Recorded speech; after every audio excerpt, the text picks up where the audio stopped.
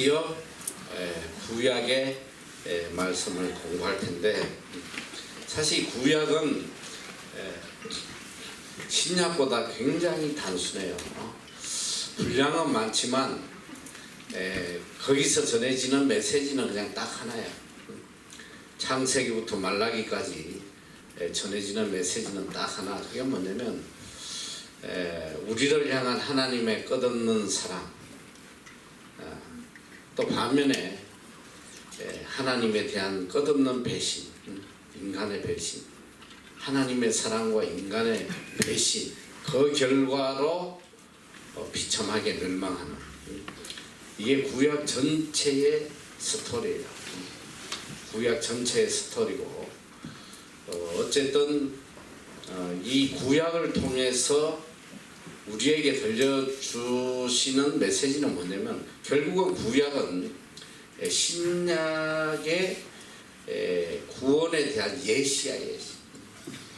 구약은 도저히 인간의 행위로 구원받을 수 없는, 어렵게 될 수 없는, 형벌 받을 수밖에 없는 인간을 대신해서 어린 양 대신 예수 그리스도가 영원한 제물로 우리의 모든 죄를 속죄하시고 구원한다는 그 예수님에게 포커스가 맞춰져 있다는 구약.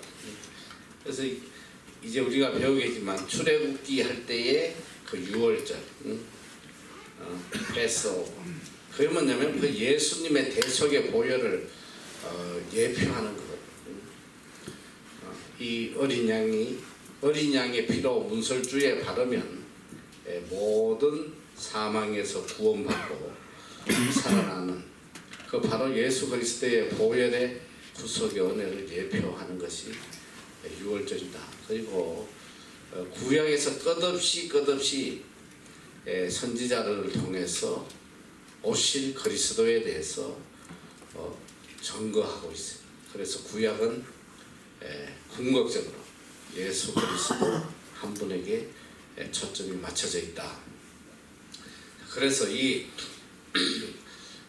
구약을 여러분이 잘 듣고 깨달으면 우리가 하나님과 우리의 관계, 어떤 관계로 살아야 되는지, 어떻게 살아야지 하나님의 은혜 속에 복된 자로 살아가, 어떻게 살면 인생이 이렇게까지 비참하게 될 수 있나.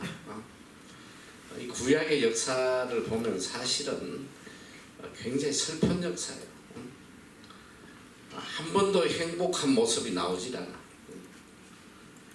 시작부터 했어. 아담과 하와의 죄악으로부터 해서 마지막 멸망할 때까지 너무너무 슬픈 이야기야.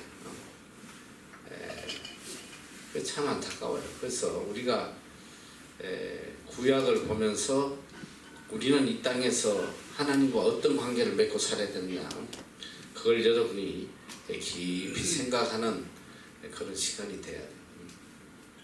자, 구약은 이제 몇 권이라고 그랬지? 구약이 39권.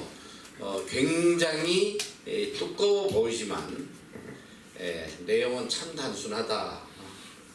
참 단순한 것이 구약이다. 구약은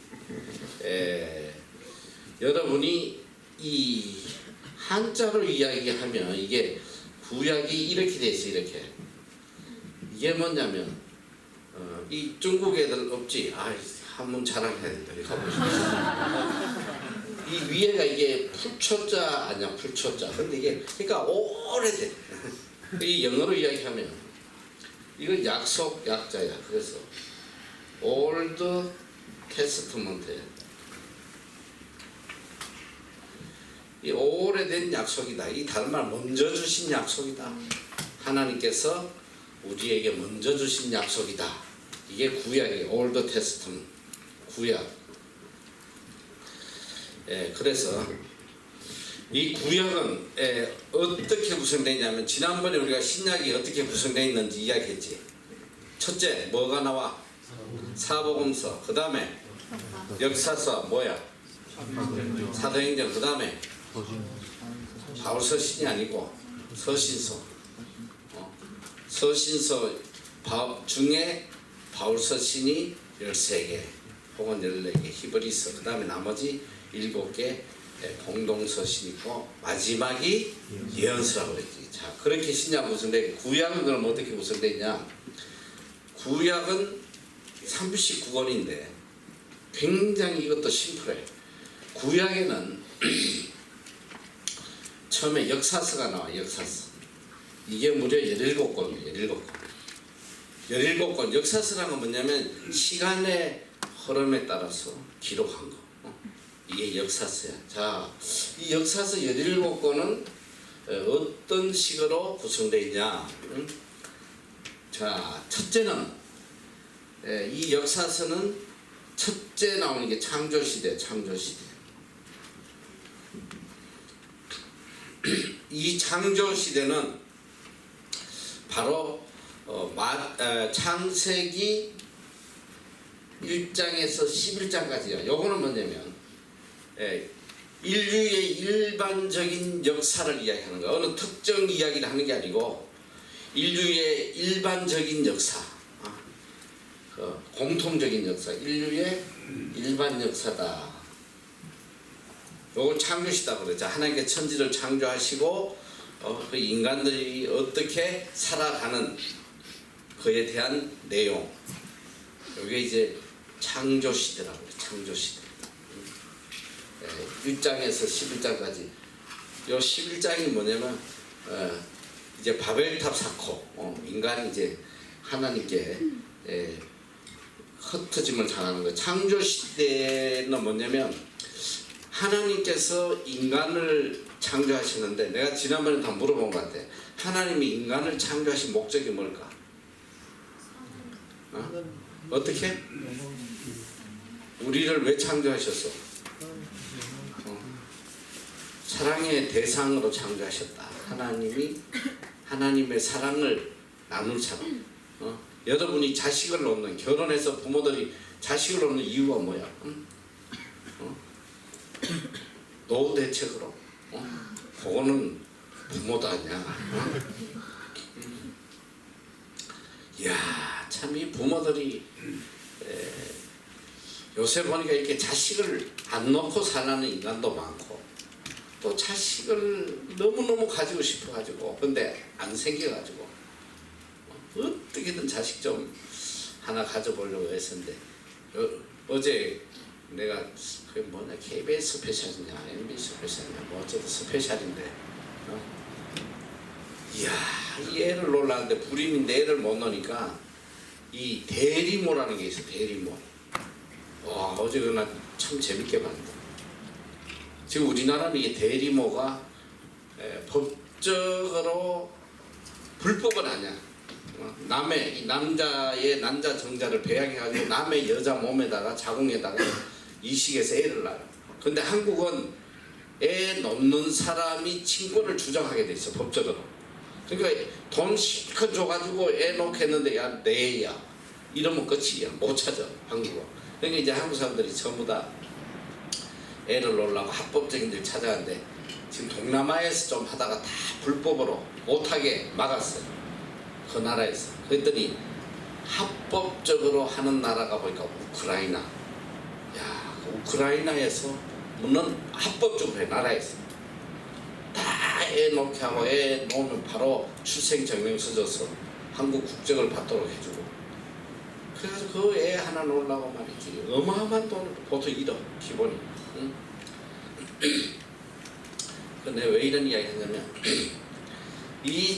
그 사람들이 이렇게 자식을 그렇게 간절히 가지려고 하는 이유가 뭐냐면 자식을 통해서 내 사랑을 주고 또 자식이 주는 기쁨을 느끼려고 해서 놓는 거야. 누가 1억 투자하면서 노후 대책 생각하고 한 사람 누가 있겠어?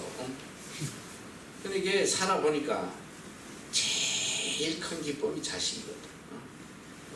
이 자식이 주는 기쁨만큼 큰 게 없어.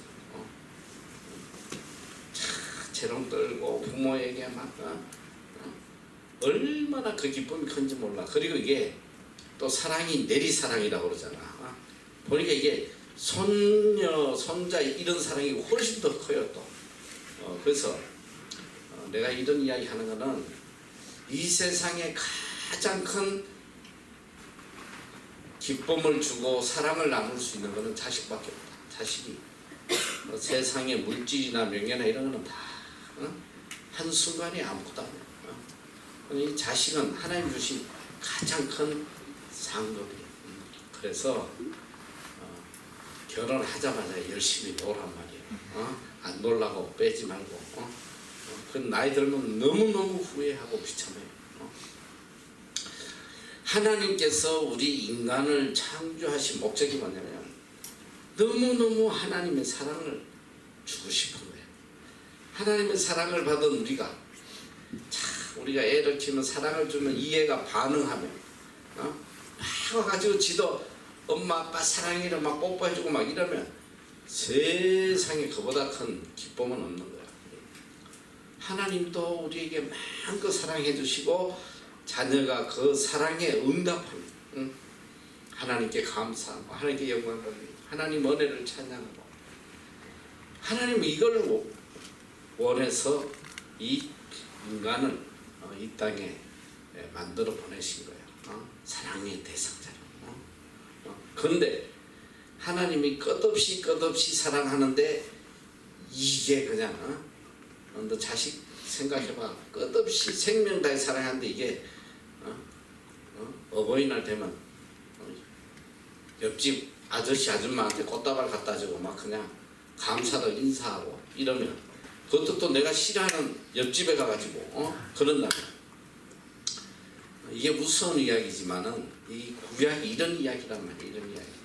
하나님은 끝없이 사랑하는데 인간들은 하나님의 사랑을 외면하고 무시하고 세상과 짝하고 세상을 사랑하고 그렇게 해서 멸망하는 내용이에요. 그래서 이 창조시대는 창세기 1장에서 10장인데 인류의 일반 역사. 이게 뭐냐면 하나님이 인간 창조했는데 죄짓고 하다가 결국 노아 홍수에서 다 휩쓸림을 받고 또 노아 가족 7명만 해가지고 다시 한번 또 하나님께서 새로운 민족을 만들려고 했는데 이게 얼마 못 가요. 또 이게 악을 행하고 그 다음에 바벨탑을 쌓아서 하나님을 대적하겠다고 난리치는 이런 인류의 역사가 창조시대 11장까지 나왔어요. 그래서 하나님께서 그 원래 이제 하나님이 창세기 6장 7장에 보면 노아 홍수로 인간을 다 썰어버려요. 썰어버리면 사실은 말씀이 인간을 만든 것을 후회하신다고 그랬습니다. 하나님 한탄하셨어요. 너무 속상해요.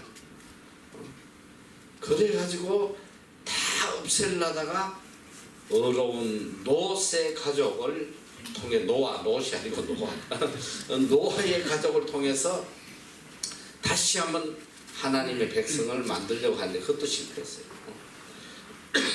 그래가지고 하나님께서 한 사람을 선택을 하셔. 믿음의 조상. 얘를 통해서 내가 이 땅에 다시 한번 하나님의 백성을 민족을 한번 세워보겠다. 그게 뭐냐면 이제 족장시대. 이 족장시대는 창세기 12장에서 50장 창세기 끝까지야.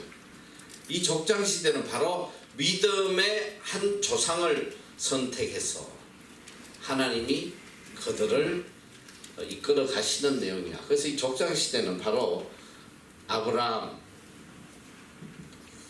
이삭, 야곱의 시대를 족장시대라고 그런다. 족장시대. 자, 이 족장시대가 끝나고 나면 이게 뭐냐면 이 아브라함부터 해서 사실은 이 요새까지인데 야곱까지를 아브라함, 이삭, 야곱을 족장의 대표로 이야기하는데 이 요셉이 죽고 난 뒤에 이스라엘 민족은 애굽 땅에서 430년간 종로로 타거든. 그래서 죽게 되었을 때 그들이 하나님 앞에 울부짖어요. 그래서 하나님 누굴 보내시냐? 모세를 보내요. 모세를 보내서 이들을 구원하는 가나안 땅으로 인도하는 내용. 이게 바로 모세 시대. 모세 시대는 첫째 출애굽기 끌어내는 거. 출애굽기, 창세기, 출애굽기, 레위기, 민수기, 신명기, 요까지를 모세 시대라고 해요. 모세 시대. 창조 시대, 적장 시대, 모세 시대. 그래서 모세가 파란 광야에서 죽고 난 뒤에 이 이스라엘 민족을 가나안에서 끌고 인도하는 사사를 세웠어요. 하나님께서 사사. 사사는 주어지, 영어로 주어지 심판자라는 뜻이에요. 하나님이 사사를 세워서 직접 하나님 통치하셔. 사사를. 그래서 사사를 몇 명 세우냐면 12명을 세워요. 12명. 첫째 사사가 운니엘이야. 운니엘. 그리고 마지막 사사가 삼손인데 각 지파에 한 명씩 해서 12명의 사사를 세워서 이스라엘 민족을 통치해. 그래서 요거 모세 시대 다음에 나오는 거는 사사 시대야. 사사 시대. 이거는 가나안을 점령하는 내용이야. 가나안 점령하고 또 땅을 분배하는 그런 내용이 기록되어 있다. 사사 시대는 어디냐? 사사 시대는 어디까지냐면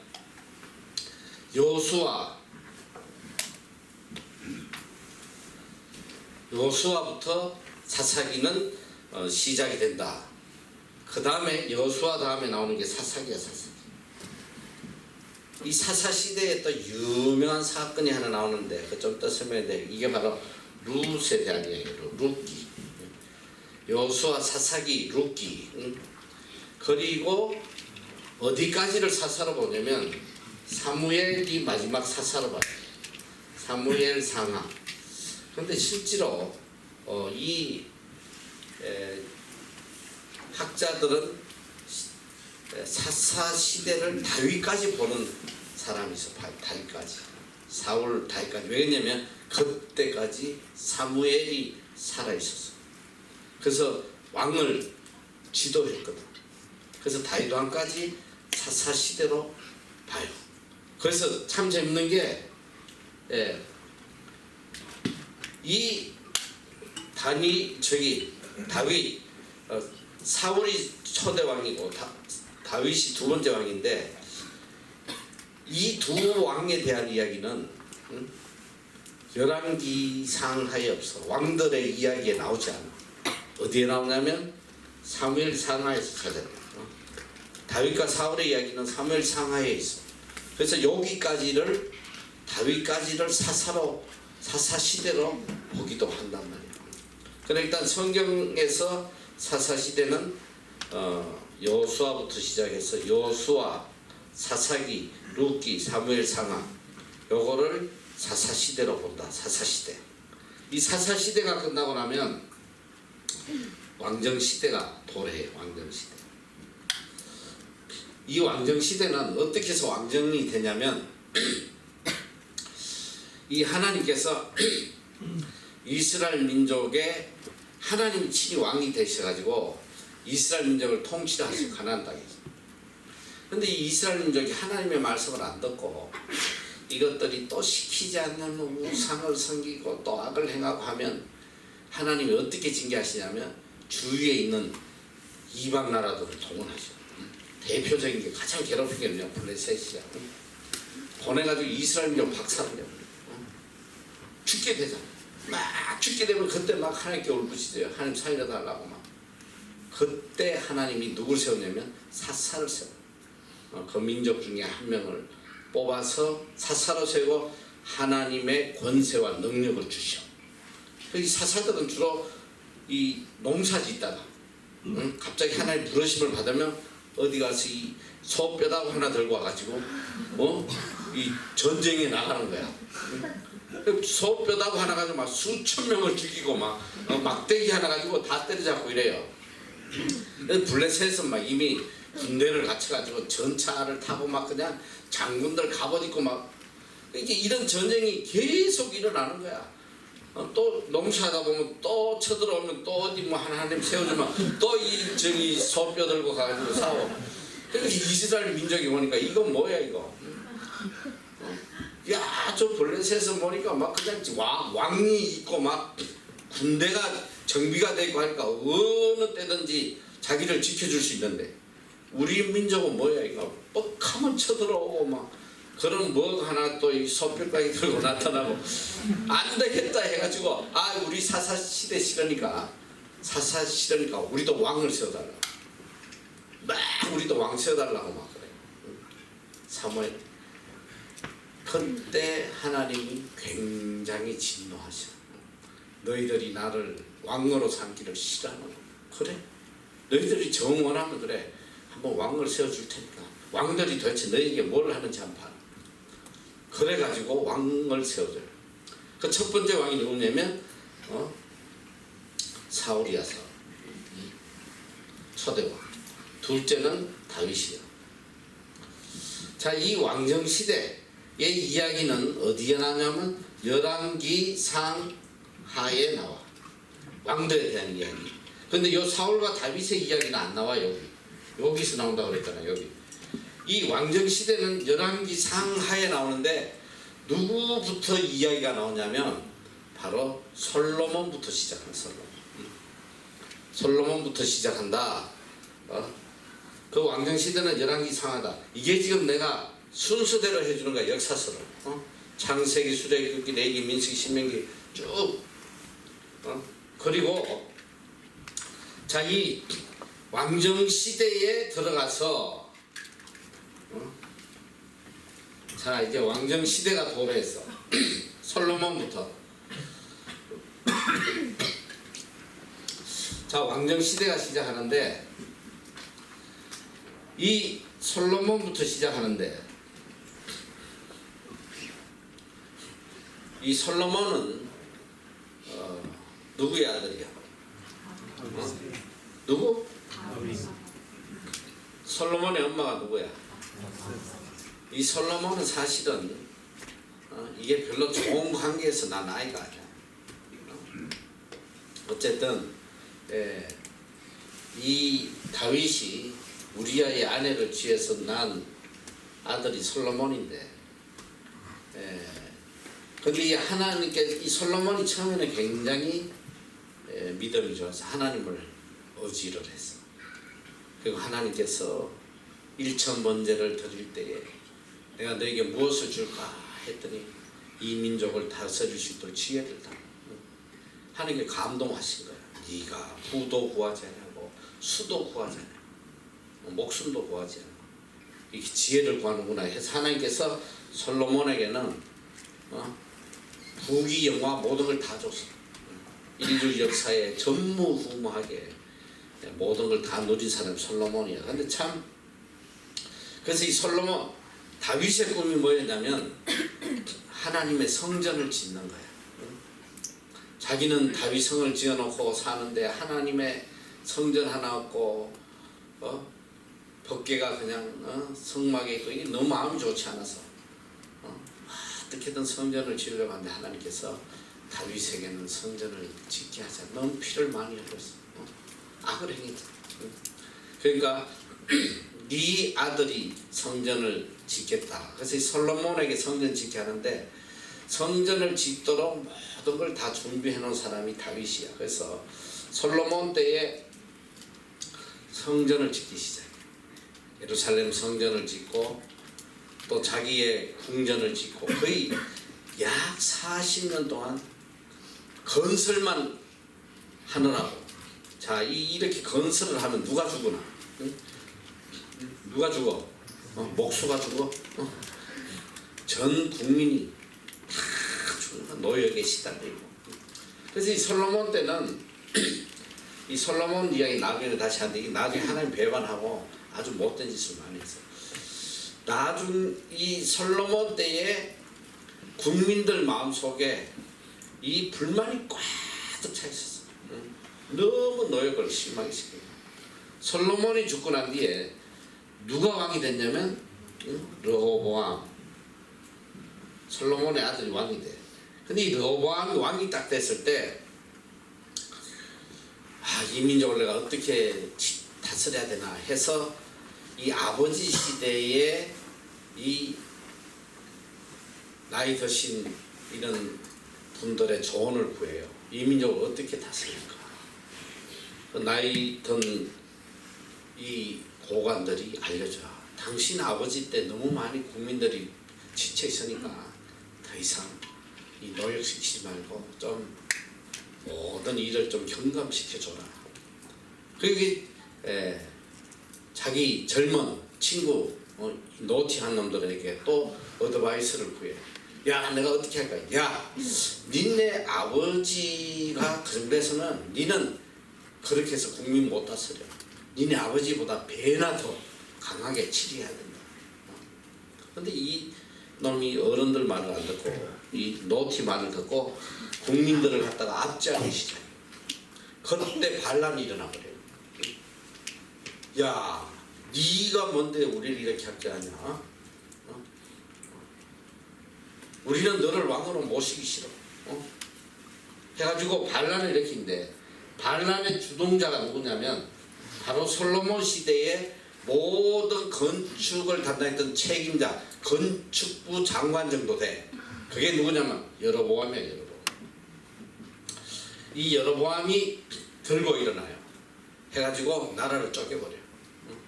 자, 12지파 중에 이 르호보암에게 남겨진 지파는 유다 지파하고 베냐민 지파, 그 두 개만 남아. 나머지 10개의 지파는 반란에 가담해서 여로보암을 왕으로 추대해가지고 나라를 세워. 그게 뭐냐면 이스라엘 이게 있잖아. 그래서 이게 뭐냐면 두 개로 나라가 갈라져. 북쪽은 이스라엘, 남쪽은 유다가 돼요. 북쪽은 이스라엘이 되고 남쪽은 유다가 된다. 요게 언제 이렇게 두 나라가 갈라졌냐면 BC 930년이에요. 예수님 오시기 전 930년 전에. 자, 그런데 이 북쪽 이스라엘은 여로보암이 왕이 됐는데 이게 정통성이 없는데 이 북쪽 이스라엘의 여로보암은 하나님 앞에 엄청나게 악을 행해요. 어떤 악을 행하냐면, 자, 이스라엘 민족은 이 종교적 민족 아니야. 그러니까 늘 6월절에 가서 성전에 가서 제사 지내고 이걸 생명처럼 여기는 건데, 이 북쪽에 나라를 세웠는데 보니까 성전이 없잖아. 그러니까 이제 절기만 되면 북쪽 이스라엘 사람들이 전부 다 남쪽에 있는 예루살렘 성전에 가서 예배를 드리러 가려고 하니까 야, 갔다가 안 오면 어떡해? 끝나잖아. 그러니까 어떻게든 북쪽 이스라엘을 못 가게 하려고 뭘 만드냐면 이 가짜 성전을 만들어. 가짜 베델과 단에다가 가짜 성전을 만들어 가지고 거기다가 가짜 제사장을 세워. 원래 제사장은 레이지파밖에 못해요, 성경이. 근데 그냥 아무나 그냥 세워. 그래서 거기서 야, 그리 금송아지를 만들어. 이게 너희 하나님이다 해가지고 우상을 섬기게 만들어. 이 여로보암 하나님 앞에 엄청 악을 행해. 그래서 이 북쪽 이스라엘이 멸망을 할 때에 보면 이제 여러분들 성경 읽어보면 항상 나오는 이야기가 뭐냐, 북쪽 이스라엘은 누구 때문에 망했나 하면 느밧의 아들 여로보암의 죄악이다 그래요. 느밧의 아들 여로보암의 죄악 때문에 북쪽 이스라엘이 망했다. 근데 이 북쪽 이스라엘은 이 모든 왕이 다 하나님 앞에 악을 행해요. 자, 이 북쪽 이스라엘은 BC 930년에 갈라져서 몇 년도에 망하냐면 BC 721년. 뭐 어떤 데는 보니까 722년이라고 되어 있긴 한데 뭐 그게 그거야. BC 721년인데 여기에는 왕조가 몇 개의 왕조가 들었었냐면 무려 9개 왕조가 들었어. 이 9개 왕조라는 것은 무슨 뜻이냐면 유월 쿠데타가 일어납니다. 쿠데타. 이씨가 왕권을 잡았는데 몇 년 뒤에 박씨가 와가지고 죽이고 박씨 왕조를 써. 그래서 성경은 야왕조가 있고 또 뭐 저 여러 왕조들이 몇 개 왕조를 거치냐면 무려 9개 왕조를 거쳐. 그리고 몇 명의 왕이 나오냐면 무려 19명의 왕이 나와. 왕이 나오는데 9개 왕조를 거쳐. 9개 왕조. 그러니까 이게 여로보암에서 시작해서 어떤 왕에게서 망하냐. 호세아 왕이 호세아 왕. 그러니까 이게 북쪽 이스라엘은 오래 못 갔어. 209년 세워지고 209년 만에 여기 계산하면 930에 720 빼면 209년이에요. 209년 동안 무려 9개 왕조, 아왕조, 예후왕조 뭐 해가지고 그러니까 이 왕궁에 피비린내가 끊이잖아요. 계속 서로 죽이고 그러다가 비참하게 BC 721년에 아수르가 쳐들어와가지고 완전히 말살시켜버려. 내가 이야기했잖아. 다른 민족을 끌어다가 호남 민족을 시켜서 그게 신약의 사마리아가 되어버렸어. 북쪽 이스라엘의 수도가 사마리아. 완전히 잡종을 만들어. 그래서 이 북쪽 이스라엘은 흔적도 없이 사라집니다. 흔적도 없이. 자, 그러면 그 남쪽 이스라엘은 하나님을 잘 섬겼냐? 그렇지 않아요. 이것도 하나님 앞에 엄청나게 악을 해요. 뭐 선한 왕도 몇 명 나오긴 해도 악한 왕이 더 많아서 하나님께서 이 남쪽 유다는 멸망을 시키지 않아. 다윗하고 약속 때문에 내 왕위를 경고케 할 것이다. 그리고 또 이 유다 지파를 통해서 예수 그리스도가 탄생하시기 때문에 완전히 멸망은 안 시키고 뿌리는 남겨놔. 요것도 악을 행했는데 요거는 이제 한 왕조가 그대로 유지된 거지. 유다 지파가 유지가 되면서 몇 개 왕이 지나가냐면 20개 왕이 지나가. 20개 왕. 20개 왕. 됐냐? 어쨌든 20왕이 지나가는데 요거는 몇 년에 망하냐면 BC 587년.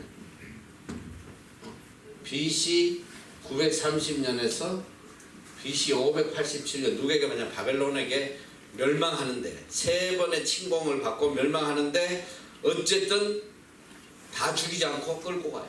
바벨론에 포로 잡혀간단 말이에요. 그래서 70년 뒤에 다시 예루살렘을 돌아오는데 요거는 343년을 통치했어. 340. 마지막 왕이 누구냐? 시드기야. 시드기야를 거쳐서 이제 내가 왕정 시대 할 때 해주는데 참 이 시간 되면 너희들 이 왕들에 대한 이야기를 좀 해주고 싶어. 참 배울 게 너무너무 많아. 왕들이 어떻게 살다가 어떻게 멸망하고 어떻게 하나님의 은혜를 입는지 이 역사를 보면 많은 걸 배울 수 있어요.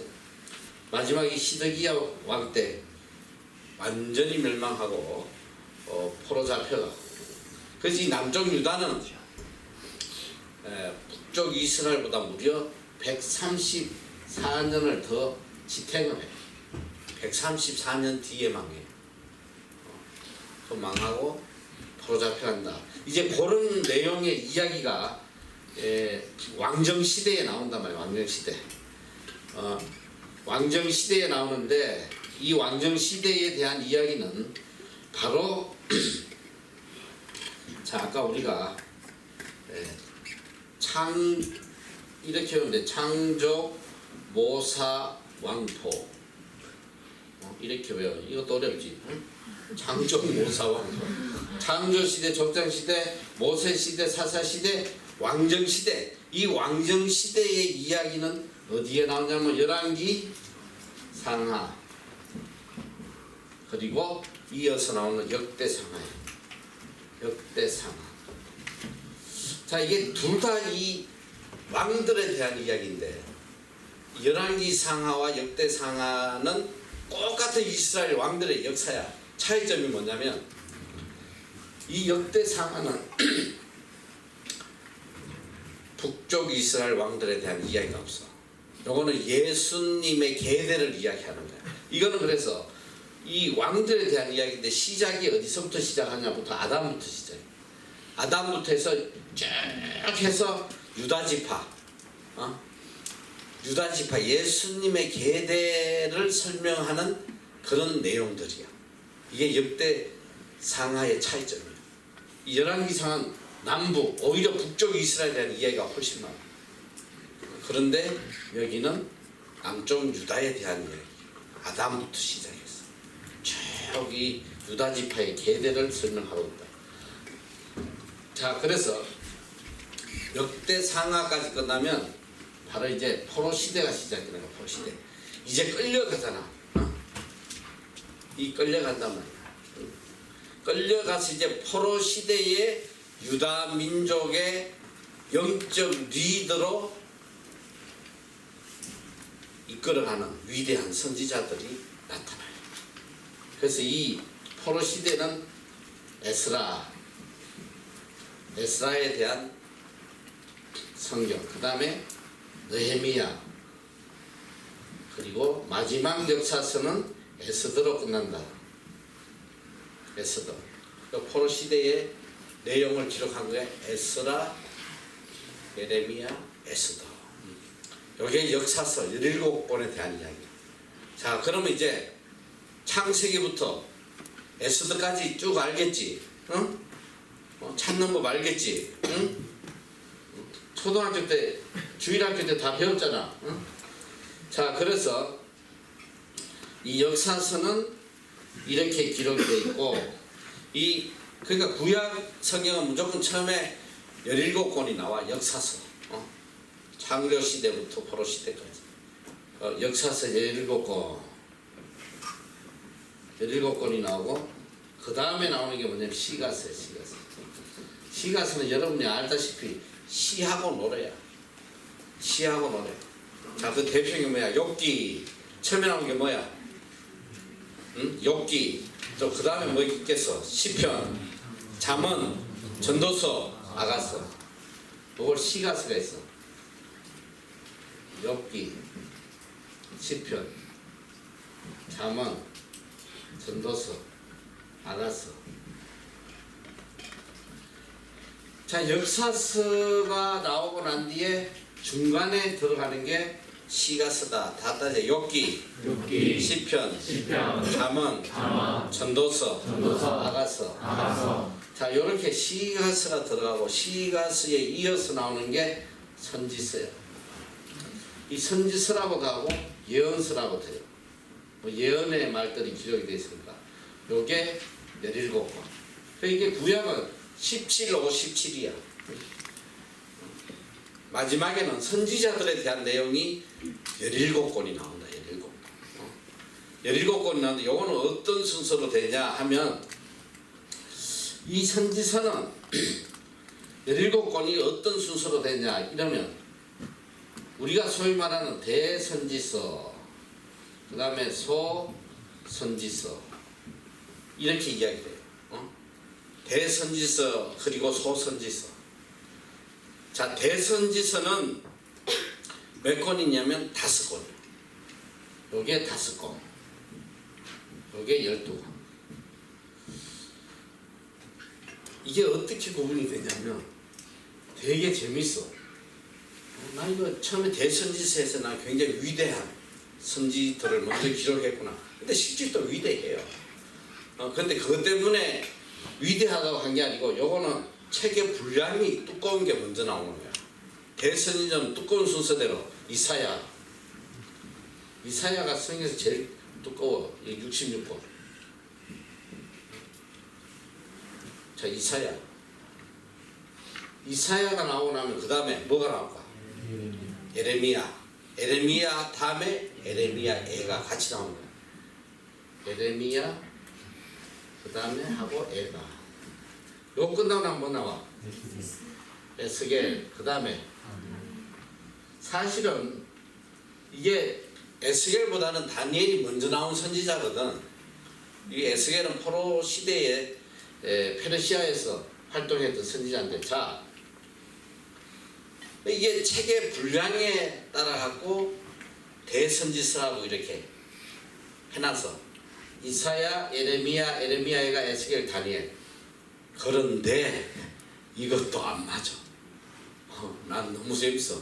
다 이렇게 지금 이야기를 해. 그런데 다니엘은 13장이야.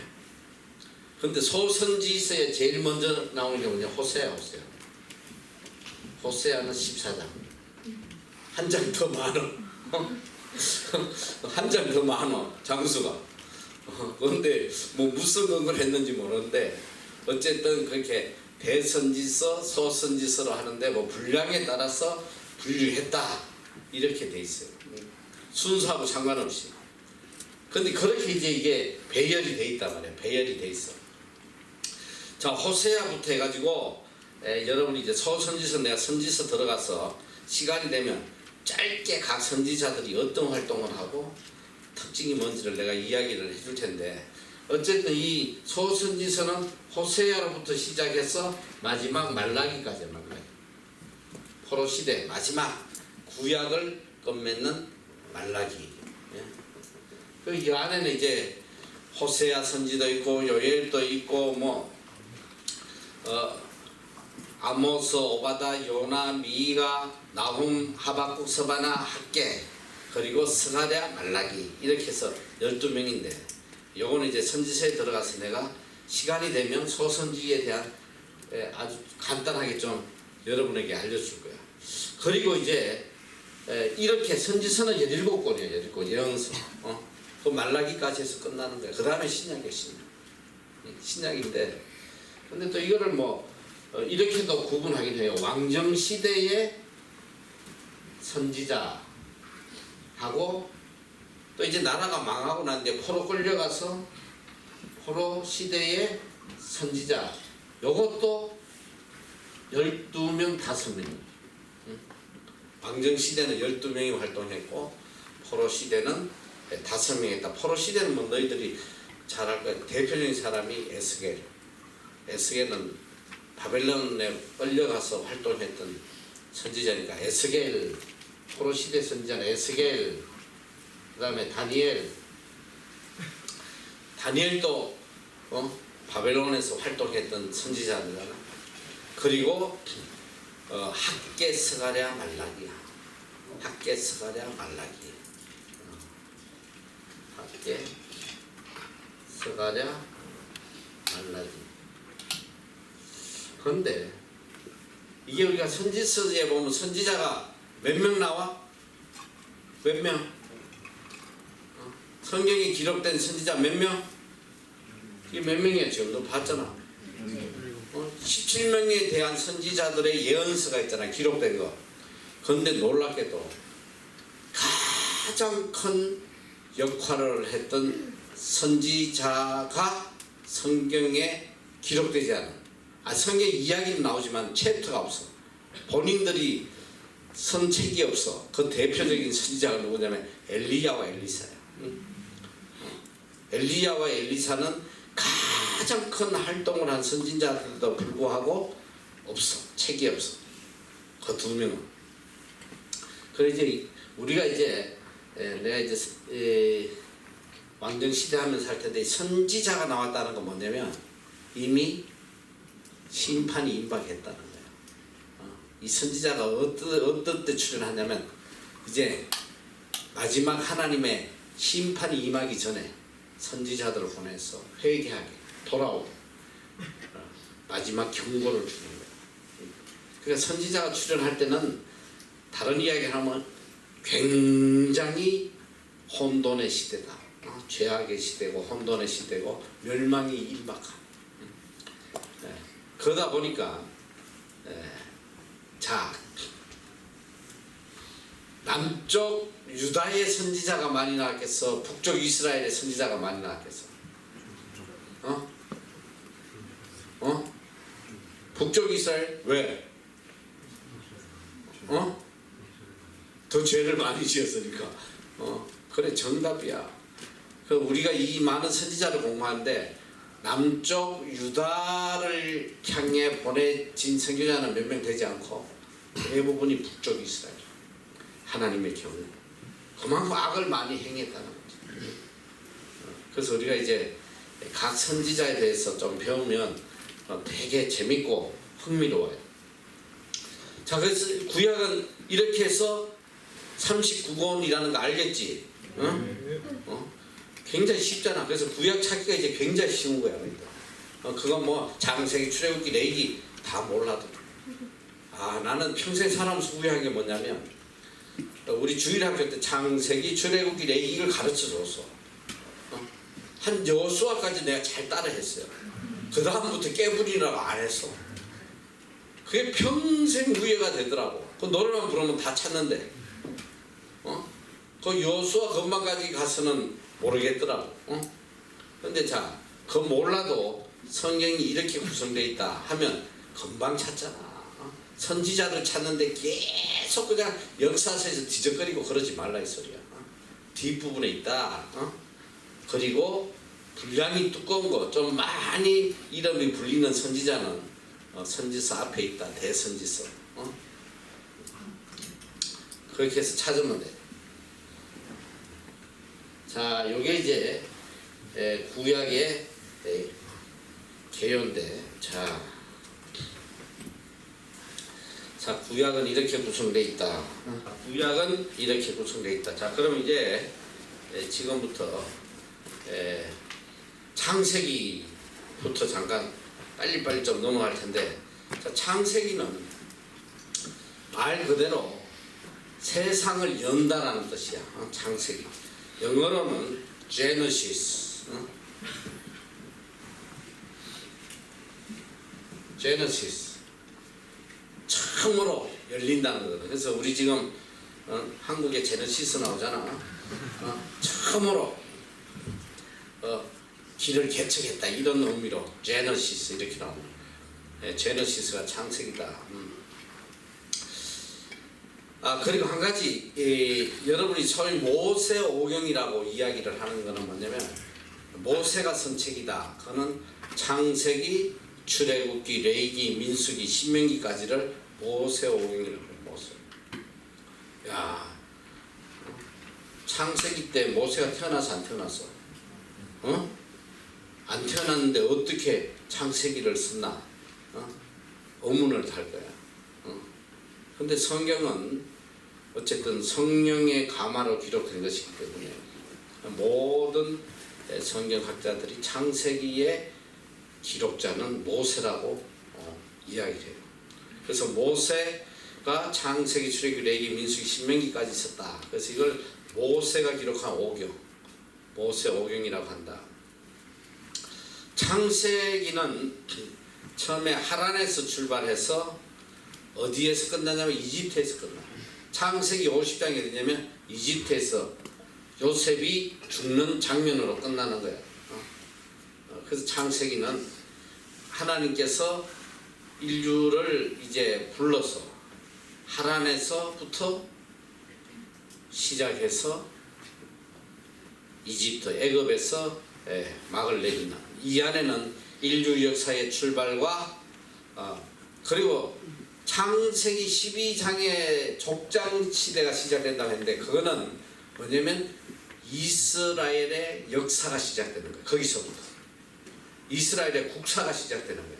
아브라함으로부터 하나님이 선택한 아브라함을 통해서 하나님의 이스라엘이라는 나라를 세워가는 그 시작이 창세기 12장부터 이어진단 말이에요.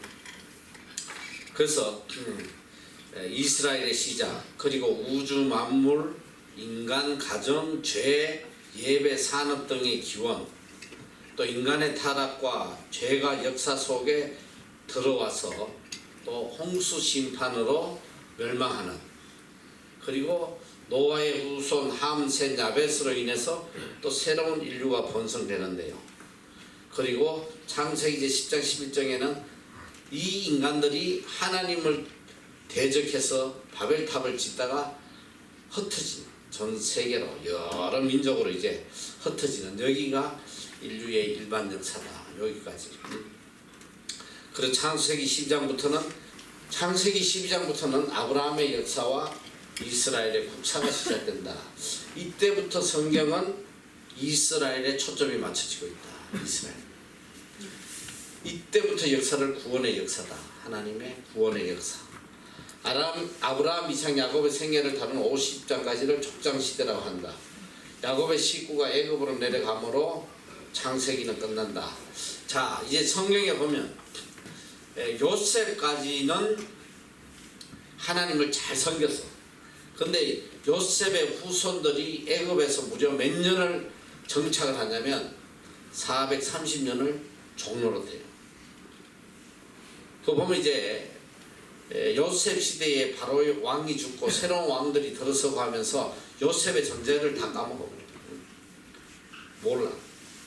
그리고 요셉의 후손들도 하나님을 까먹어. 다 섬기는 거예요. 그 성경에 보면 하나님이 항상 역사의 주인으로 늘 나타나서 통치하셨는데 하나님이 나타나지 않는 시간이 딱 두 번 있어. 성경에. 첫째는 뭐냐면 이스라엘 민족이 애굽에 종로를 할 때 하나님이 나타나시잖아요. 430년 동안 하나님이 나타나시죠. 그리고 또 한 번은 이 말라기 선지 때에 하나님께서 진노하시고 이제 너희에게 엘리야를 보내주겠다. 엘리야는 세례요한인데 그리고 또 400년 동안 하나님이 나타나시죠. 침묵. 성경에 두 번 나타납니다. 자, 그래서 이 430년 동안 정확히 430년인데 이스라엘 민족이 애굽의 종로로 타고 살았어요. 그때 하나님이 나타나시지 않았는데 이때 이들이 죽게 되니까 자기 조상의 하나님을 찾게 된 거예요. 자, 그 이제 출애굽기 하나님께서 이제 모세를 보내셔가지고 이스라엘 민족을 애굽에서 끌어내는 거예요. 이 출애굽기 이제 모세의 등장을 해서 애굽을 탈출하는 게 출애굽기야. 출 뭐야? 나간단 말이야. 나간다. 출 애굽을 나가는 이야기다. 그래서 이 출애굽기 영어로 엑소도스야. EXDOS 엑소도스. 탈출하다. 출애굽기 영어로 엑소도스. 자, 그래서 이제 하나님께서 모세를 통해서 이스라엘 민족을 이제 가나안 땅으로 끌고 가는. 자, 여기 이 애굽 땅, 애굽 땅에서 이 이스라엘 민족을 이끌고 이렇게 와서 이 시내 산에서 무려 한 11개월 동안 머물게 하시오. 자, 2개월 동안 이동했어. 이스라엘 민족을 데리고 시내산까지 오는데 사실은 잘 봐. 여기서 이스라엘 민족이 가나안까지, 여기가 가나안이야. 가나안. 여기까지 직선으로 가면 2주면 가는 거예요. 2주. 근데 왜 하나님께서 이들을 바로 데려가시지 않았냐? 하나님께서 왜 이들을 데려가시지 않았냐면 하나님은 이들을 시내 반도로 가셨는데 자 어쨌든 이 애굽 땅에서 이 삼각줄을 해가지고 이렇게 오는데 이 시내 반도 여기서 시내산에서 11개월 동안 일단은 준비를 시켜서 데려가시는 거야. 자, 이제 드디어 이스라엘 민족을 데리고 하나님이 계획하신 하나님의 나라를 세우시오. 자, 나라를 세우려면 나라의 구성 요소 몇 가지야? 세 가지 뭐야? 땅 또 국민 또 누가 왕이라고 그러는데 주권이야. 주권. 영토와 국민과 주권이 있어야 돼. 자, 일단 땅은 하나님 여기 준비해서 영토는 가나안 땅. 민족도 준비했어. 그런데 뭐가 없다? 주권은 다른 말로 법이야. 이들을 통치할 법을 만들어야 해. 법을. 그래서 하나님께서 이 민족을 데리고, 자, 이스라엘 민족이 애굽에서 나올 때 몇 명이 나왔어? 몇 명? 성경에 몇 명이라 기록되어 있어? 주일학교 때 안 배웠나? 몇 명? 성경에 기록된 숫자가 있어. 이스라엘 민족이 애굽을 나올 때 몇 명? 장정 60만 명. 이 남자만 이야기하는 거예요. 장정. 자, 장정 60만이면 최소 곱하기 4를 해야 된다. 와이프와 자식들과 노인들과.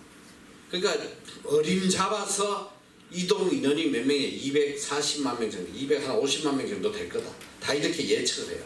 너 250만 명이 어느 정도인지 알아? 너? 이 오클랜드 인원 다 해봐야 150만이야. 이런 도시 2개에 있는 사람을 다 끌고 와야 돼. 이 뉴질랜드 전체 인구가 남북섬에서 500만 가까이 돼. 그 반을 끌고 가는 거야. 상상을 해봐. 너. 모세 혼자서. 고안에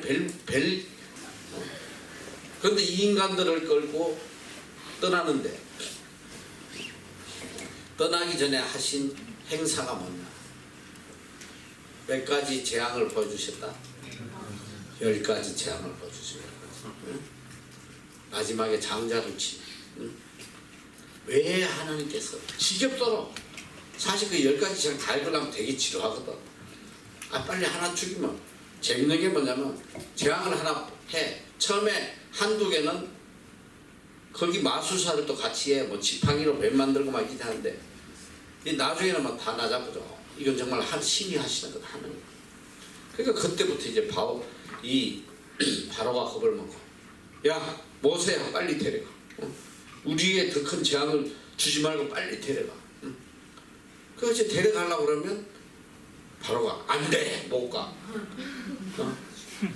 그걸 몇 번을 거짓하냐면, 이제 마지막 10번까지 안 돼 하다가 장자까지 죽어요. 비참하게 돼버려요. 왜 그러냐? 바로가 그러고 싶어 그런 게 아니야. 성경에 보면 여호와께서 바로의 마음을 강팍해 하사, 그렇게 할 수밖에 없게. 내 본심은 제발 빨리 좀 가면 좋겠는데, 마음이 강팍해 돼가지고 안 돼. 빨리 좀 내려가. 안 돼. 안에서 계속 이게 도는 거 아니야. 내 마음은 그게 아니야. 그런데 자꾸 행동은 반대로 나오는 거야. 너 그런 것들 경험해봐서 살아가면서 있지? 그럴 때 미치는 거예요. 별것도 아닌 일 가지고도 미쳐. 근데 나중에 자식까지 죽거든. 불쌍한 거야. 바로가. 하나님 자꾸 마음을 강팍해 하시고, 그렇게 못되게 하게끔 하나님이 하실 거예요. 왜 이렇게 바로 안 보내시고 10번의 재앙을 통해서 그들을 끌어내셨냐? 이유는 딱 한 가지. 너희를 애굽 땅에서 인도해낸 분은 바로 여호와 하나님이시다. 하나님이 우리를 인도하셨다. 바로가 보내준 것도 아니고, 모세가 이끌어온 것도 아니고, 너희를 애굽 땅에서 인도해낸 분은 오직 여호와 하나님이시다. 이걸 가슴에 베끼게 했다는 거죠. 그리고 그들이 애굽을 떠날 때 얼마나 하나님을 찬양한지 몰라. 그런데 한 사나흘길 가다가 눈앞에 뭐가 펼쳐져? 홍해. 이게 홍해바다, 홍해바다. 뭐야?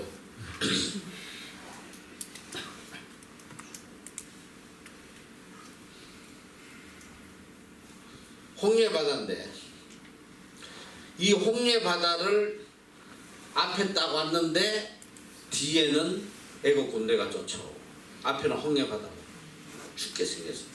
난 바로가 정말 불쌍해. 이제 드디어 보냈으면 끝내야지. 아들도 죽었는데. 근데 하나님께 또 쫓아가게 하셔. 그 괴로운 중에 또 쫓아가 힘들고, 아들도 있고 너무 괴로운데 말 타고 그냥 또 가라니까 막. 얼마나 불쌍하냐. 그때 이스라엘 민족의 태도야. 지금 불과 며칠 전 그 엄청난 하나님의 역사를 보고 하나님을 찬양하고, 그 더 놀라운 문제는 애굽을 출발할 때 하나님이 그들과 함께 움직이셨다. 낮에는 구름 기둥으로, 밤에는 불 기둥으로 같이 간 거야. 하나님의 임재가 함께 있는데도 불구하고 홍해 앞에서 그들은 울부짖고 모세를 죽이려고 하고, 아니 애굽에 매장지가 없어서 우리를 여기까지 데려와서 우리를 죽이냐, 모세를 쳐 죽이려고 하나님을 욕하고. 너희들이 이 인간의 모습이야. 너 암만 기적을 보여주고 구원을 보여주셔도 이 인간들이 조그만 환경의 변화에 하나님을 원망하고 하나님을 대적하고, 이게 인간의 모습이라 이 소리야. 내가 처음에는 이스라엘 민족 그 꼬라지를 보면서 하나님은 그렇게 10가지 재앙을 통해서 보여주시겠는데 왜 또 여기서 이러냐, 거기서 그냥 할렐루야 하고 막 좀 가지 서고 부러워 해서 바로 갈 텐데 바로 그냥 2주면 가는 거야. 그냥 홍해 건널 필요도 없어. 어떻게 인간이 이럴 수 있냐. 그런데 우리는 그보다 훨씬 더하더라 이 소리야. 내가 살아오면서 보니까 사실 너희들이 평생 살면서 이 이스라엘 민족이 다다른 그런 최악의 상황은 너희들 절대로 나타나지도 않은 너희 앞에. 이보다 더 비참한 환경이 어디 있어. 앞에 홍해 바다야. 뒤에서 창 들고 죽이려고 그래. 너 살면서 그런 거 겪어본 적 있어? 그런 환경이 아닌데도 하나님 원망하고 하나님 살아 계시니 안 계시니 헛소리하고 하잖아. 이게 오늘 우리들의 모습이거든. 그때 모세가 위대한 말을 하는 거야. 진노해서. 성경에 보면 이렇게 있어. 이걸 성경에서는 아주 부드럽게 너희는 잠잠할지어다. 성경 그렇게밖에 야 그런 상황에서 죽이려고 하거든. 너희는 잠잠할지어다. 비스티를 그런 영어로 번역하면서 그렇게 한 거지. 난 그랬을 것 같아. 지금부터 하나님이 행하실 일을 바라는데 너희 눈으로 똑똑히 봐라. 지금 너희가 보는 이 애국 군대 영원히 다시 보지 못할 것이다. 하나님이 우리를 위해 싸우신다. 하나님은 그런 믿음을 원하고요. 다 끝이라고 생각하는 그 순간에조차도 끝까지 하나님을 신뢰하는 그 믿음. 하나님 그걸 원하시고, 그게 절대적 믿음이란 말이야. 풀무불에 들어간 사드락 메삭 아벳노고 하나님이 반드시 우리를 구원해 주시고 구해 주시지 않아도 우리는 하나님 배신할 수 없습니다. 사자굴에 들어가는 다니엘도 하나님이 원하는 것은 인간의 눈으로 볼 때 끝이라고 생각되는 순간조차도 하나님을 절대적으로 신뢰하고 그때 기적이 일어난 줄 알아. 기적이 마음 때나 일어난 줄 알아. 끝까지 하나님에 대한 신앙을 버리지 않으면 그때 기적이 일어나는 기적. 하나님이 홍해를 갈라주시잖아. 하나님 홍해를 갈라주셔. 이야, 나 얼마 전에 내가 너희들 맨날 가르치려고 그냥 유튜브 통해서 뭐 이런저런 좀 좋은 자료도 없나 맨날 뒤적거리는데 보니까 이 홍해에 대한 이야 자료가 나오는데 난 너무 놀랐어. 제가 어느 박물관에 보존했는데 그때 죽은 이 바로의 시신이 있는 거야. 찾아가지고 바다에서 꺼낸다고. 근데 유일하게 모든 왕들의 유골이 있는데 그 이름이 바로인데 뭐가 좀 붙어서 뭐 메세라고 그러는데 그 사람의 해골만 유일하게 해골이 하얀색이야. 하얀색. 다른 왕들은 다 누리끼리 하고 다 하얀색. 왜냐 보니까 염분 바닷속에 오랫동안 수장됐다가 끌어낸. 그리고 지금도 이 홍해 앞바다에는 지금도 그 밑에 전차들이 발견이 돼요. 그 당시에 전차 타고 따라 들어가다가 다 묻혀버려요. 이 성경은 분명한 역사적 이야기야. 살아있는 실제적 이야기란 말이야. 근데 지금 참 재밌는 게 한국에서 어느 한 분이 이 시내반도 시내산에 대한 이의를 제기하고 책을 썼어요. 이 사람 자기 인생을 걸고 친가 몇십 년 동안 생명 걸고 그 자리에 들어가서 그 양반이 누구냐면 이 떨기나무는 책 가지니까 뭐 2권까지 나왔더라고. 나 세상에 살면서 그렇게 두꺼운 책도 처음 봤어요. 떨기나무. 내가 그거 다 읽어봤는데 이 양반이 김성학 집사라는 분인데 사우디 국왕 주치러 가서 이 시내산이 여기 있는 게 아니다. 여기 이걸 증명한 어떤 데이터하고 뭐 그냥 생명 걸고 기록한 책이 있어. 굉장히 재밌게 봤는데 보니까 그 사람 말이 맞아. 분명히 맞아. 맞기는. 왜 그러냐면 여기가 시내산이면 응? 홍해를 건널 필요가 없는 거야. 여기서 출발해가지고 일로 오면 홍해 건널 이유가 없잖아. 그리고 더 중요한 거는 이 시내산 아래에는 여기가 시내산이거든. 요 밑에는 200만 명이 11년 동안 머무를 땅이 없어. 땅이 전혀 없고 이 사람이 이야기하는 그 시내산은 이 미디안 광야야. 미디안 광야. 이 홍해를 여기서 건너서 이렇게 뭐 설명을 하는데, 근데 이 미디안 광야에는 그 당시에 200여만 명이 머물렀던 모든 흔적들이 다 있대요. 근데 지금 여기는 못 들어간대. 다 막아놓고. 난 굉장히 공감을 했어. 그런데 중요한 건 뭐냐? 이분은 이걸 증명하려고 자기 평생을 투자한 거야. 그 자료를 구하고 뭐 그냥 책을 하고 전국 다니면서 막 집회하고. 근데 나는 이걸 다 책을 보고 났는데 내가 느낀 게 있어. 야, 이 양반 참 쓸데없는 걸로 고생했네 평생. 야, 시내 산이 여기 있든지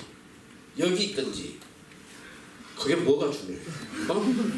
하나님의 구원의 역사에 그게 뭐가 중요하냐?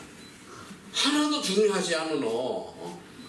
우리는 쓸데없는 거에 생명을 걸어요. 생명을. 여기서 들려주는 메시지가 뭐야?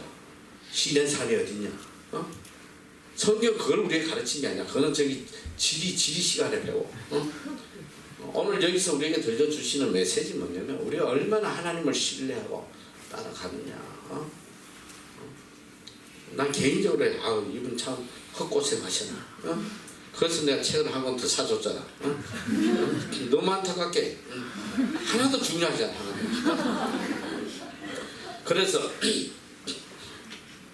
시내산에서 어쨌든 11개월을 머물고 그 11개월 동안 머무는 동안 뭘 했냐면 하나님께서 법을 주신 거예요. 십계명을 주시고 또 이스라엘 민족이 앞으로 가나안 땅에 들어가서 어떻게 법을 지키고 살 건지 법을 주신 거예요. 그게 뭐냐? 레위기야. 레위기서. 레위기 레비티스. 영어로 레비티스인데 이 레위기는 시내산에 머물면서 하나님이 이스라엘 민족에게 주신 법이야. 법. 정말 세밀해요. 무슨 옷을 입어야 되고 음식은 무엇을 먹으면 안 되고 문신하면 안 되고 뭐 정말 세밀하게. 근데 지금 수천 년이 지났는데 내가 가만 보니까 하나님께서 그 당시에 먹지 말라는 음식은 보니까 지금 우리가 아주 건강에 치명적인 빨리 죽는 음식들이야. 그거 먹지 말라고 그러시는 거야. 대표적인 게 뭐냐? 돼지고기. 너 돼지고기 비계하고 계속 먹어봐. 심장병은 죽어. 오래 못.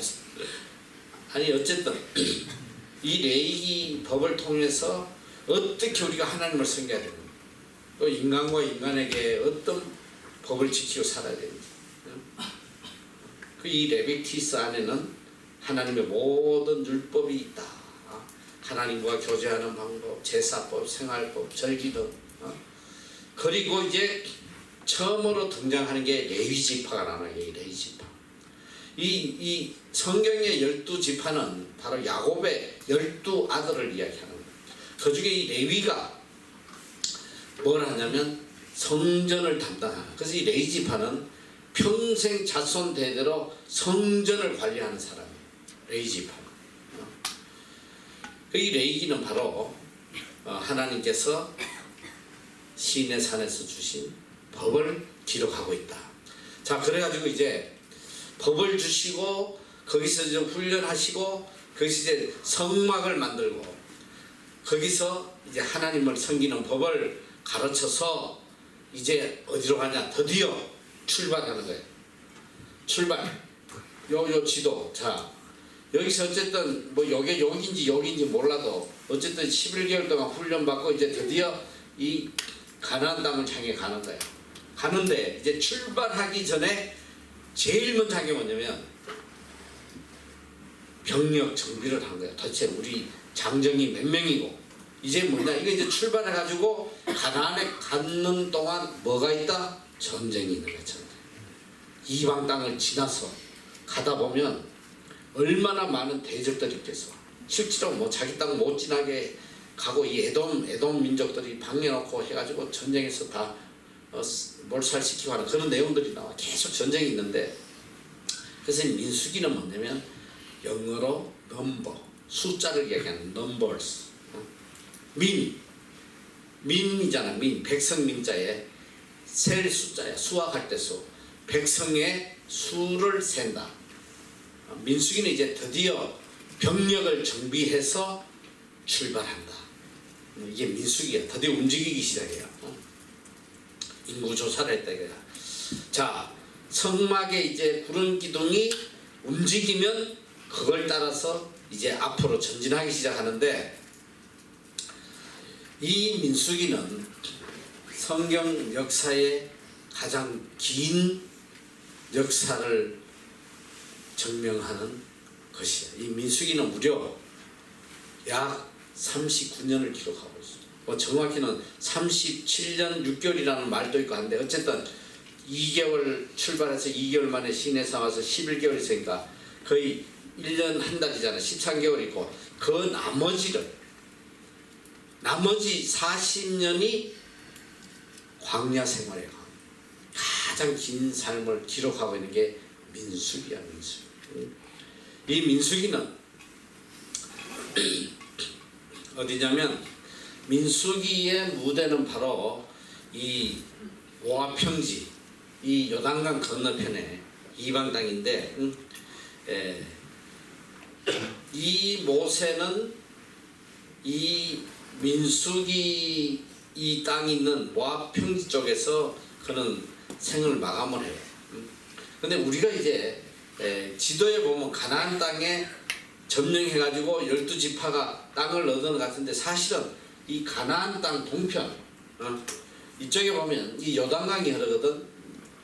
이 가나안 땅 동편에도 이게 원래 가나안이야. 가나안인데 그 이방 땅도 모세가 점령해가지고 일부 지파들은 바로 이 요단강 동편 모압 평지 쪽에 땅을 차지했다. 갓 지파, 러우벤 지파, 므낫세 지파는 반을 이쪽 바깥에서 생활했다. 이런 이야기가 나와요. 자, 그래서 이 민수기는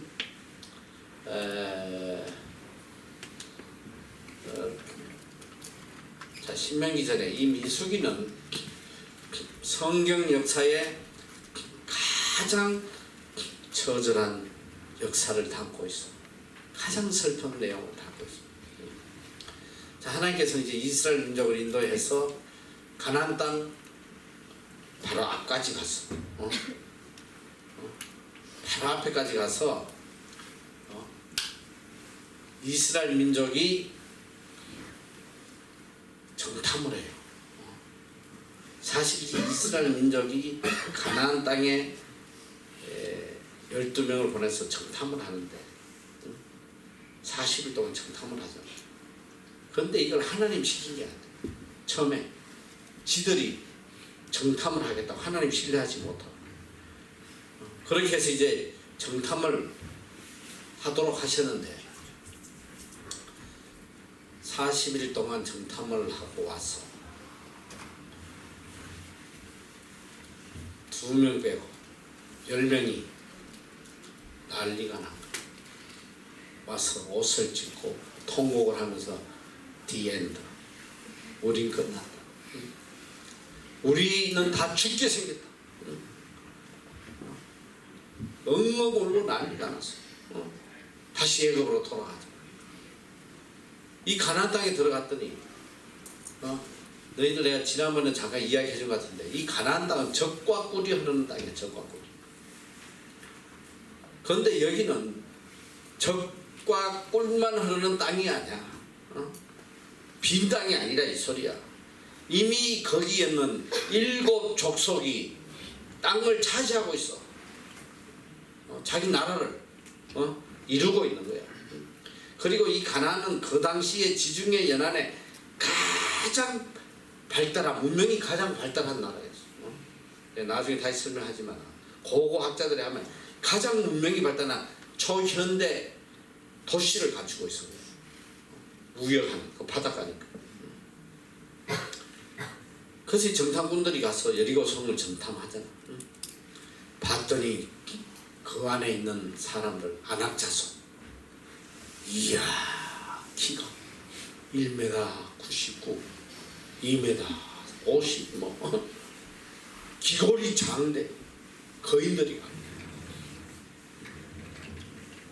그걸 보고 왔더니 내려와서 야 우리가 무슨 재주로 저런 거인들을 상대하는 거야. 우리는 그들 앞에 메뚜기다 메뚜기. 우리는 그들 앞에 메뚜기다 하면 다 짓밟혀 죽는다. 이게 메뚜기 의식이야. 10명은 환경을 보고 사람을 보고 겁에 질려가지고 끝났다 끝났어. 통곡하고 하나님 부인하고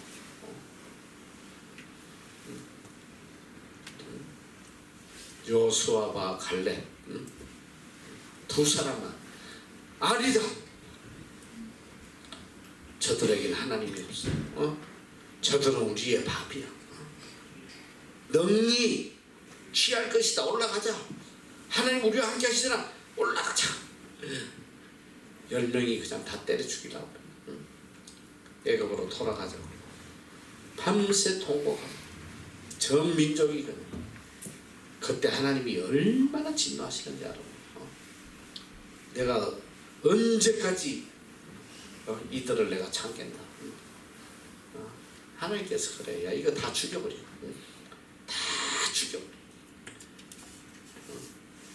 모세의 후손들로 내가 니네 자녀들로 다시 이 가나안 땅에 들어가게. 근데 모세가 그런 사건이 몇 번 있었어. 몇 번인데 모세가 울면서 그래. 하나님 그러실 거면 저도 생명책에 지어달라. 아니 여기까지 인도해서 여기서 죽이면 이방인들이 도대체 하나님에 대해서 어떻게 이야기하겠습니까? 죽이려면 저도 같이 죽어주세요.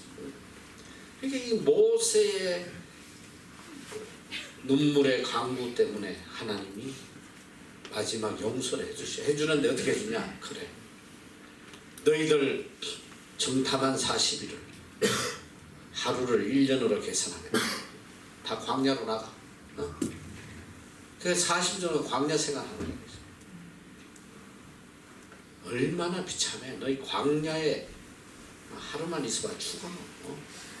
낮에는 그냥 사막에 그 돌풍 얼마나 뜨거워가지고 그리고 밤에는 그 추위. 그래서 하나님 낮에는 구름 기둥으로 막아주시고 밤에는 불 기둥으로. 말이 40년이지. 상상을 해봐. 그 광야에서 하나님께서 어떻게 하시냐? 하나님을 원망했던 자들을 다 죽여버렸어. 다 죽여버렸어. 40년이 끝나고 다시 이들을 데리고 가나안에 가실 때는 광야 제2세대라고 그래요. 광야 제2세대.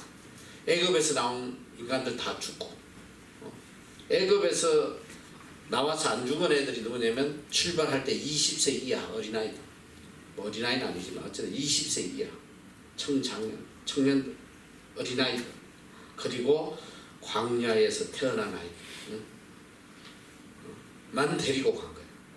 그러니까 나이가 보니까 많아야 60이야.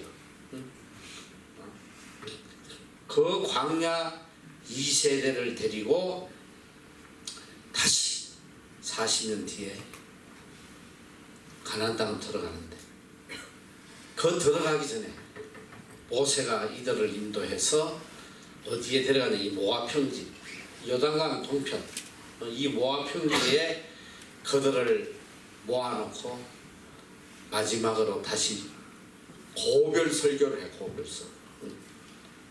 이게 신명기야. 신명기는 영어로 듀터라놈이, 듀터.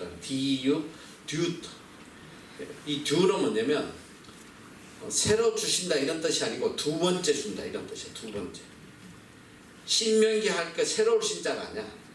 이 갑자 비슷한 거 두 번째. 이 듀터라놈이. 그래서 이 듀터라놈이는 DUTR이 붙으면 항상 두 번째라는 거. 듀터라놈.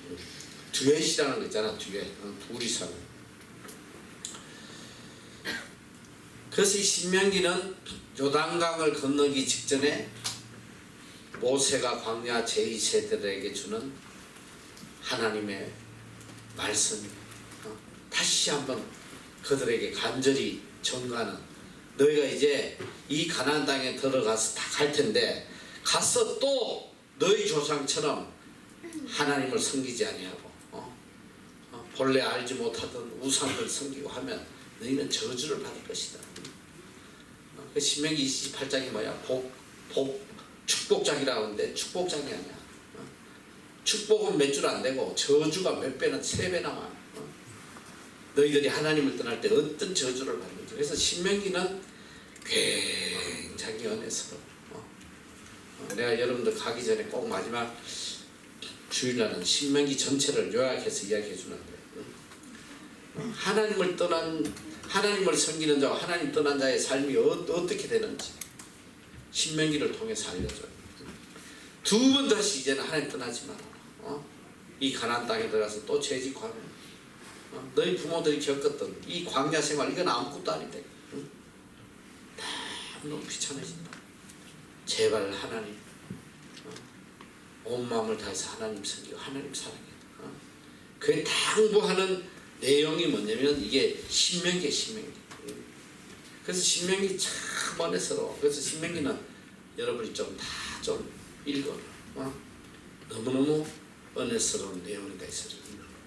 그래서 모세는 모압 평지에서 죽고 이제 여호수아 갈렙 중심으로 해서 이스라엘 민족이 가나안을 점령하는 내용. 그 사사기는 뭐냐면 바로 이 가나안 땅을 점령해 가는 과정이에요. 어떻게 해서 거기 있는 7 족속들을 물리치고 그 땅을 차지해 나가는지. 내가 지난번에도 이야기했잖아. 너희들, 우리 인간은 그런 생각을 해요. 가나안 땅에 그냥 적과 꿀만 흐르면 가서 그냥 농사 짓고 그냥 편하게 살면 좋겠다 생각하지만 하나님이 얼마나 위대하신 분이야. 이미 우리를 위해서 400년 전부터 이 가나안 땅은 이미 아브라함 때 400년 전에 아브라함에게 약속하신 땅에 너희 후손이 4대 만에 다시 가나안으로 갈 것이다. 그 민족이 돌아올 걸 대비해서 7 족속들을 시켜가지고 최고 문명의 도시를 만들어놨다 이 소리. 400년 동안. 그래서 신명기에 보면 너희가 짓지 아니한 아름다운 집에 살 것이고 너희가 가꾸지 않은 포도원의 열매를 따먹을 것이고 하나님이 모든 걸 다 준비해 주시고 우리 몸만 가면 돼. 이게 하나님의 은혜예요. 하나님이 시킨 대로 순종하고 하나님 시키는 게 뭐 어렵냐? 너 봐, 여리고 점령할 때 봐. 성 7바퀴가 그냥 돌기만 하면 돼. 그냥 돌면 되는 거야 그냥. 그럼 다 무너지고 그냥 다 죽고 뭐. 그리고 다 준비된 데를 들어가는 거야. 그걸 안 듣는 거야. 그걸 순종을 안 해요. 인간적인 머리로, 인간적인 판단으로. 하나님 위대하신 분이야. 우리 생각하고 달라. 우리는 그냥 아무도 없는 땅을 원하지만 하나님 그렇지 않아. 400년 동안 고생할 거 미리. 얼마나 하나님 위대하신지. 우리에게, 나에게 가장 절망적인 순간에 기도 중에 내가 5년 안에 너에게 선교센터 영학교 세워줄게. 만약에 하나님께서 빌딩만 달랑 주셨으면 이 영학교 세우려면 내 능력으로는 거의 임파서블이야. 몇 년 동안 얼마나 많은 돈이 들었는지 몰라. 그런데 내가 짓지 아니한 아름다운 학교를 하나님 세워줬어. 빌딩을 주시고 왔더니 몇 년 동안 아름다운 영어학교를 갖고 논 키위하고 중국 오나라 학교 우리한테 주고 가버렸어. 우리 하나님 믿으신 분이거든. 우리가 어쨌든 이 구약을 통해서 하나님을 순종할 때 하나님이 우리에게 어떤 복을 내려주시고 우리가 하나님을 떠나면 얼마나 비참한 자가 됩니까? 이걸 마음속 깊이 깨달아야 돼. 그래서 오늘은 이 신명기까지 이 모압 평지에서 마지막 고별 설교하는 이 모세의 이야기, 이게 신명기란 말이야. 다음 시간에는 사사 시대부터 해가지고 최대한 빨리 좀 끝낼 수 있도록 하도록 하겠습니다. 자, 내일 내가 이어서 해줄 텐데 잘 기도하고 마칩시다.